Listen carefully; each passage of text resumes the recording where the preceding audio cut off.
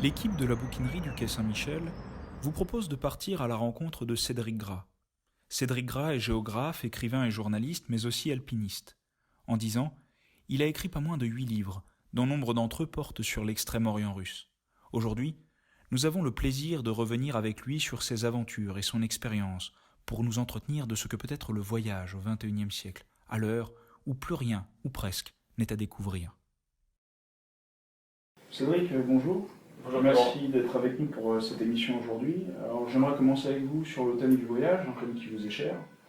Vous écrivez dans Saison du voyage, je vous cite, « Le voyage est défloré de son essence insouciante. Désormais, désillusion, conscience, urgence. » Alors la question que j'aimerais vous poser, c'est que dans un monde connu et désenchanté, le voyageur que vous êtes, comment fait-il pour redonner au voyage sa fonction initiatique ? C'était une entame de livre un peu provocatrice, mais c'est vrai que je voulais vraiment mettre le doigt là-dessus, sur le fait que notre génération, enfin, en tout cas ceux qui ont eu leur passeport en l'an 2000 comme moi, ne voyagent plus comme l'esprit aussi libre que l'ont fait nos parents. D'ailleurs, on voit bien, même avec tous les questionnements écologiques, que l'idée même de voyager est en train d'être remise en question. Mais avant ça, il y a eu aussi l'idée de voyager juste gratuitement, quoi, pour ne rien faire, pour regarder, pour très très rapidement, au début, moi je me souviens quand je faisais mes études, c'était imposé l'idée de voyager pour quelque chose. Cette fameuse expression qui vient de l'américain d'ailleurs, quelque chose qui make sense. On l'a traduit tout le temps maintenant, on dit qu'il faut que ça fasse du sens. Alors voilà, tout le monde essaye d'avoir une mission, ça devient presque absurde, les gens se cherchent des raisons de voyager.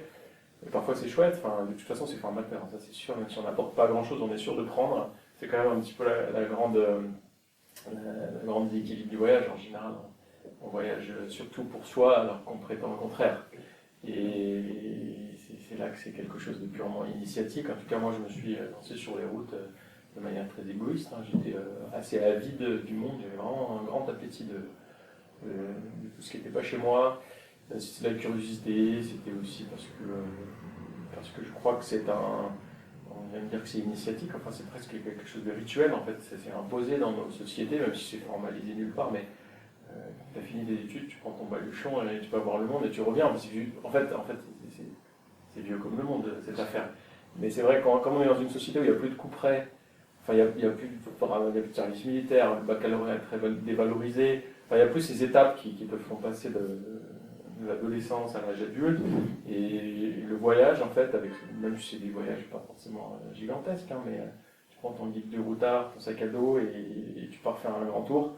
D'ailleurs un grand tour, c'est l'étymologie du tourisme, c'est ça, c'est aller faire un tour. Ça s'est imposé, enfin moi je trouve, j'interprète ça comme ça, ça s'est imposé comme le nouveau rite de passage vers l'âge adulte. Mais puis moi je l'ai vécu comme ça aussi. Alors justement, de ce rite de passage, donc un peu comme autrefois on avait tué l'ours, dans certaines civilisations, voire autre chose chez les Spartiates, c'était encore d'autres rites de formation. On a ce souvenir du voyage au XIXe siècle avec Arseniev, par exemple, que vous citez beaucoup. Alors justement, est-ce qu'il n'y a pas un décalage quand on a lu Arseniev ou quand on a lu Émile Maillard, là on est sur un autre type de voyage, bien entendu. Est-ce qu'on ne projette pas une certaine représentation et quand on arrive dans l'espace moderne, forcément on défriche plus. Mais est-ce que le voyage fait toujours sens ? Non, mais évidemment, il y a un grand problème avec la littérature de voyage.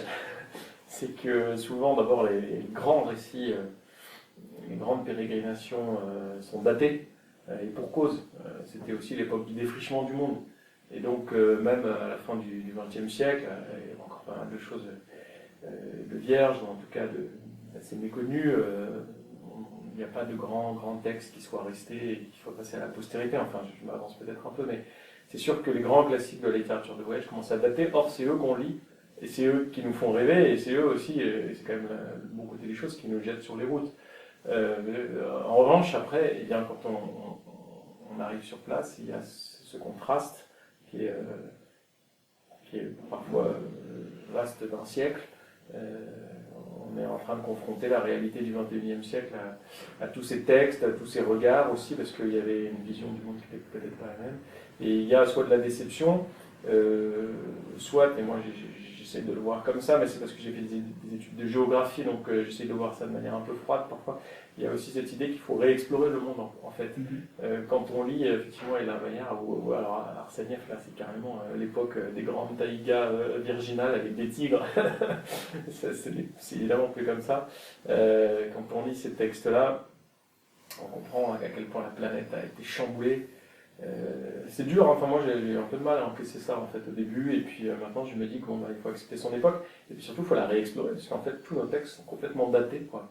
Et on n'arrive pas, en plus on n'arrive pas à accepter que le monde a changé, on n'arrive pas à accepter qu'il faut peut-être plus lire Hélène Maillard ou Arsenieff de la même manière, il faut les lire comme des livres d'histoire. Oui, tout à fait. Alors justement, on va un petit peu changer, mais pour rebondir sur ce dernier propos, les lire comme des livres d'histoire. Et donc vous, lorsque vous partez, vous n'avez plus les imprévus que peut avoir Arsenieff ou Hélène Maillard, mais justement, vous allez recréer votre histoire, donc cette fameuse réactualisation du voyage. Et du coup, ces imprévus, c'est pas, j'imagine que vous ne retrouvez pas pendant 3 jours à bivouaquer seul, encore que, peut-être. Bah, ça m'est arrivé, mais en fait, la grande différence entre l'époque... Arsenieff, lui, il est quand même en train de dessiner la carte, hein, même si c'est la fin de la reconnaissance du monde. On est là dans les confettis, quoi. C'est des micro-territoires qu'on est en train de finir de cartographier. Enfin, c'est quand même de l'exploration. Globalement, il ne sait pas trop où il va. Et la Maillard, c'est plus des enjeux géopolitiques, idéologiques, c'est les grands régimes, le communisme, etc., tous ces grands courants idéologiques qui ont traversé le XXe siècle. Mais c'est sûr qu'à leur époque, en tout cas, il n'y avait pas Google Earth, il n'y avait pas le GPS. Et en fait, l'inconnu, qu'est-ce que c'est l'inconnu? Bien sûr, il faut que vous arriviez plein de péripéties, mais en gros, quand vous savez où vous allez, à quelle distance vous en êtes, d'une route, de je ne sais quoi, vous n'êtes déjà plus dans l'inconnu. Enfin, quand Christophe Colomb part aux Amériques, la difficulté, c'est pas la traversée de l'Atlantique. La difficulté, c'est qu'il ne sait pas où finit l'Atlantique. Voilà. Donc aujourd'hui, bien sûr que c'est difficile de traverser l'Atlantique. La seule chose, c'est que vous savez très bien combien de jours à peu près, combien de milles marins il vous reste, etc., etc. Donc cette connaissance de la Terre, elle fait qu'il n'y a plus du tout l'idée d'inconnu.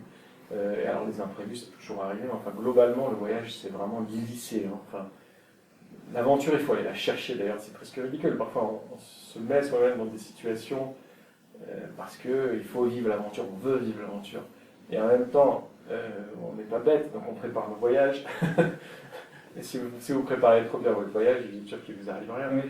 Enfin, pratiquement, quelqu'un de très précautionneux, de très méticuleux, même dans des régions polaires, himalayennes, il est presque assuré que rien ne lui arrive. Ce qu'on appelle aujourd'hui le routage météo.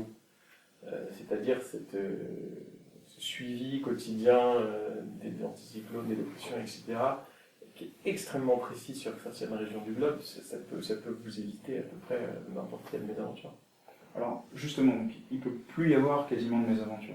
Il y a bien quand même des moments d'imprévu, une anecdote qui vous revient à l'esprit quand vous êtes sur les routes, et l'itinéraire vous est connu. Mais il y a, je sais pas, il y a une rencontre, il y a un événement qui fait que on est obligé de s'arrêter plus longtemps que prévu, ou qu'on va finalement changer d'itinéraire. Bien sûr. Parce qu'il y a cette remodélisation-là du voyage. Bien sûr. Moi j'appelle ça la micro-aventure, micro-péripétie.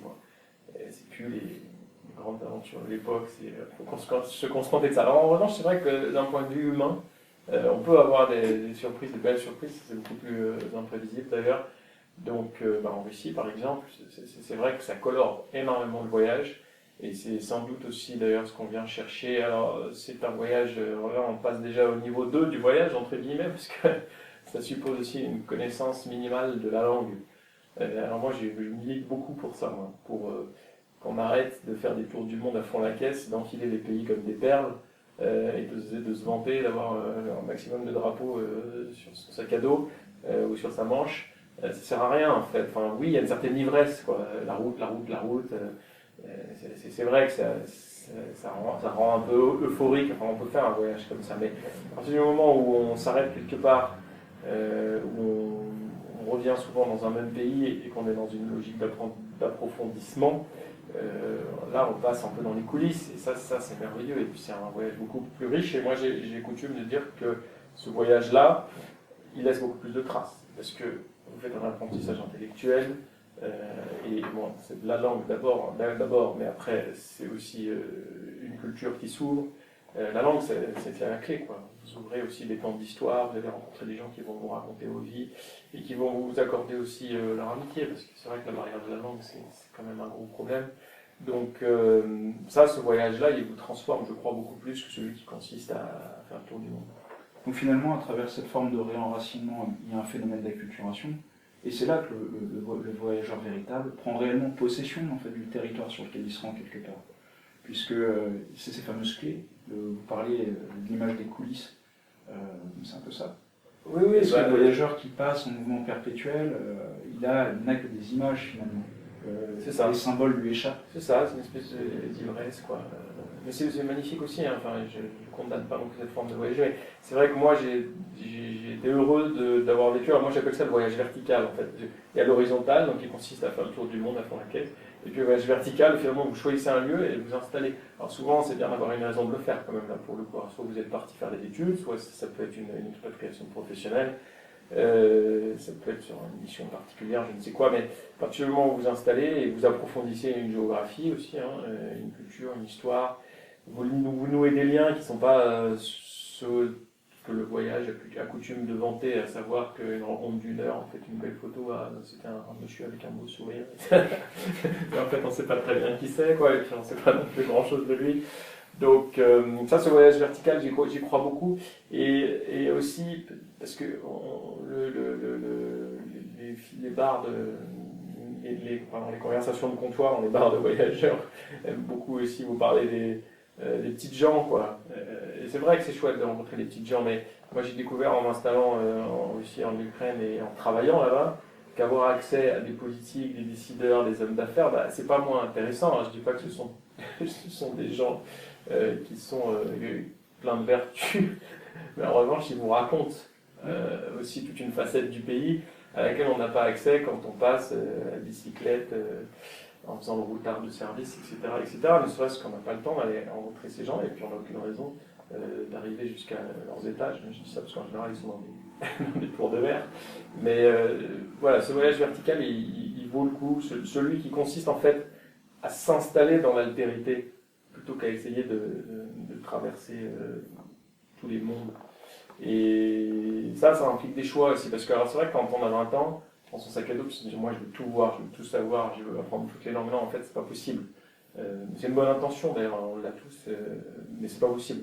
Dans la vie, il faut faire des choix, et le voyage obéit aussi à cette règle, il faut faire des choix. Voilà. Donc, quand on a identifié une zone, une culture, c'est souvent aussi une histoire de culture qui vous harponne, qui vous intéresse plus que d'autres, qui vous séduit pour des choses totalement intangibles, pour des raisons intangibles, je pense que ça vaut le coup d'approfondir et puis de se dire que on ne peut pas voir le monde entier, quoi. Alors justement, je rebondis sur ces derniers propos. Vous parliez d'approfondissement. On en vient par conséquent à votre dernier livre, donc Les alpinistes de Staline, dans lequel vous me semblez conjuguer tous ces aspects du voyage que vous venez d'énoncer.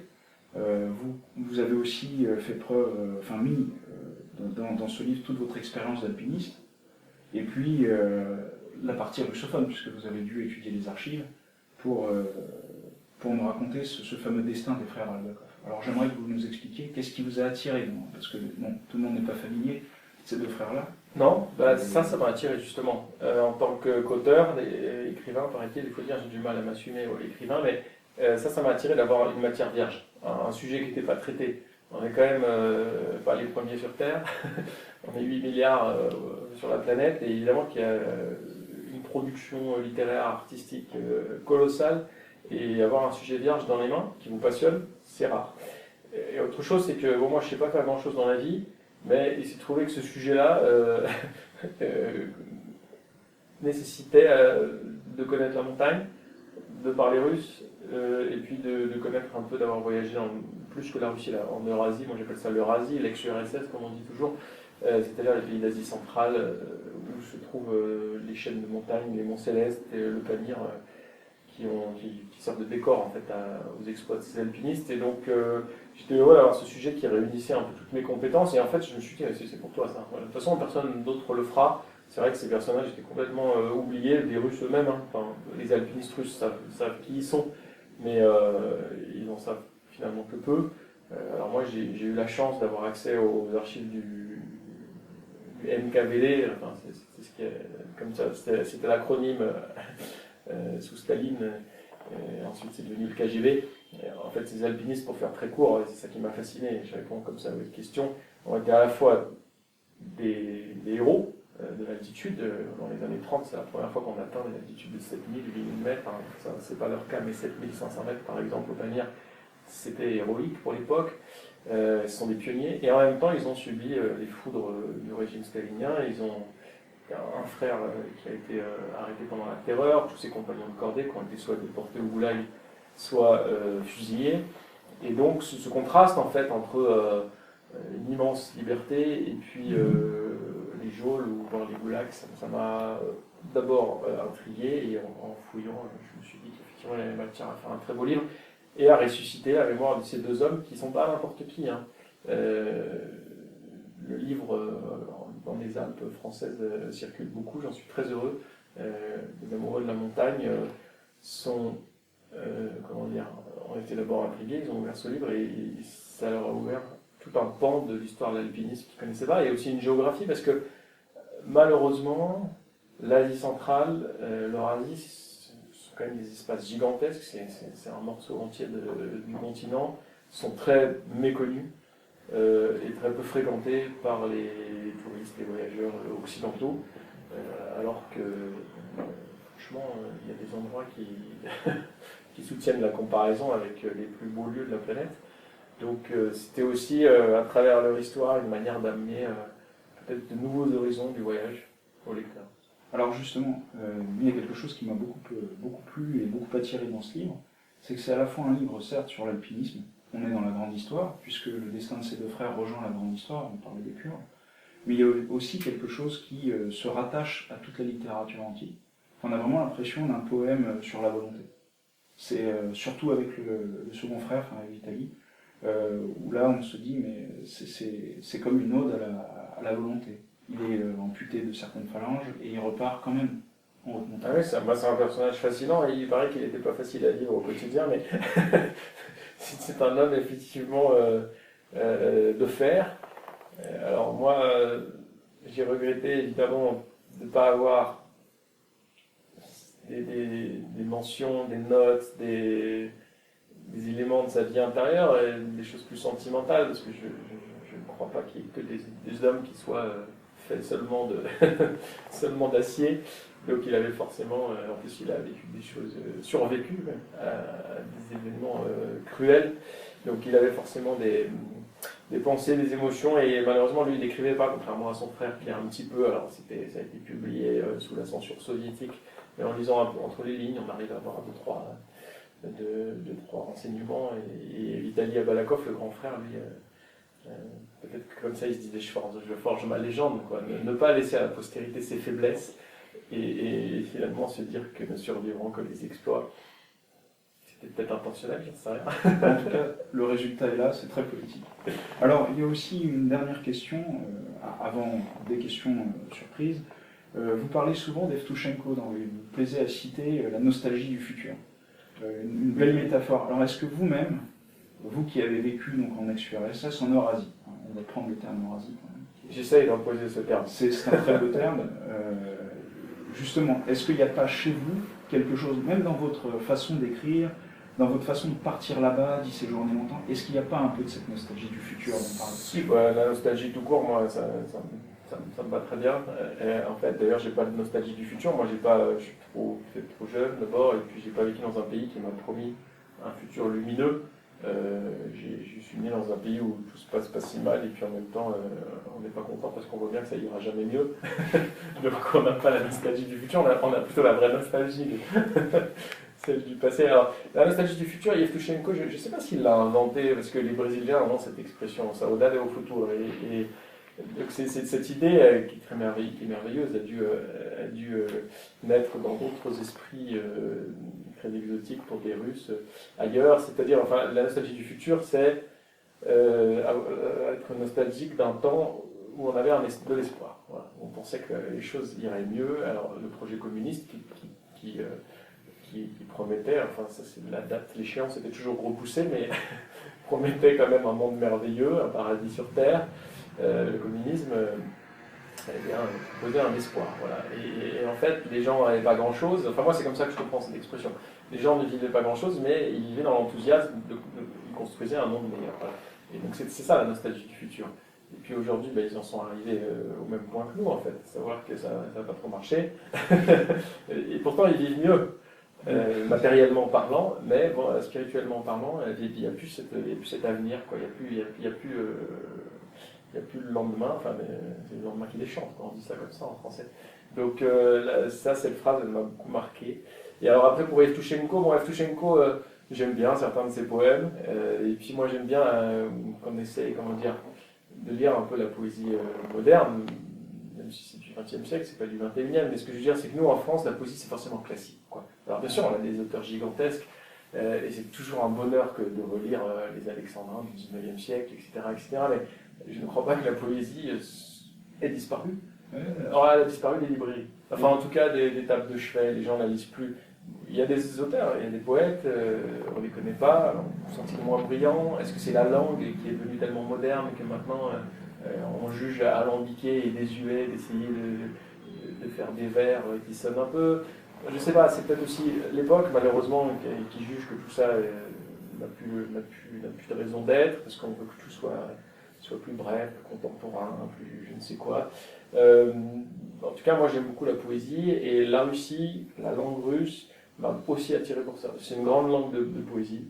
Le français l'aime, et le russe c'est une grande langue de poésie. Et les Russes ont une grande tradition de poésie. Enfin, à l'école en Russie, on apprend encore et on fait réciter couramment des poésies. Et tout le monde se souvient de poésie qu'ils ont appris à l'école. Chez nous, on a fait beaucoup, mais je ne suis pas sûr que ce soit encore très pratiqué dans les salles d'école. Et finalement, il y a très peu de Français qui sont capables de vous citer une poésie là tout de suite, alors que les Russes, en général, ils ont forcément quelques vers à l'esprit, au moins une ou deux strophes. Et ils aiment ça. Enfin, on voit qu'il y a une vraie culture de la poésie. Alors ça m'a beaucoup marqué chez les Russes. Et Evtushenko, je le cite parce qu'il y a quelques phrases qui me sont tombées dessus, mais j'aime bien Bloch, j'aime bien Есенine, j'aime bien toute la poésie du XXe, et même, parce que c'est le cas d'Evtushenko, même la poésie soviétique, en fait. Oui, bien sûr. Voilà. Et puis bon, Evtushenko, il était marrant parce qu'il la disait, la poésie, quoi. Il en faisait des shows. C'était du spectacle, où il disait ses poèmes. Alors parfois, ça avait un petit côté presque un peu pédant et prétentieux. Et puis en même temps, la faire vivre, c'est quelque chose qui s'est tellement perdu que moi, je regarde ça avec un œil tout à fait bienveillant. Voilà. Alors justement, on va passer aux dernières questions. Alors il faudra répondre du tac au tac. D'accord. Votre livre préféré de la littérature russe? La vie d'Arseniev, Ivan Bounine. Le poète russe que vous plaisez souvent à réciter? Ah bah, j'oublie tout, moi. Mais c'est Bloch que j'ai lu pendant un moment sur ma table de chevet. S'il faut choisir Moscou ou Saint-Pétersbourg? Moscou. Vin ou vodka? Ah bah là, c'est vin, je suis désolé. Votre mot russe préféré? Mon mot russe préféré, taïga. Et le mot de la fin? Gagnette.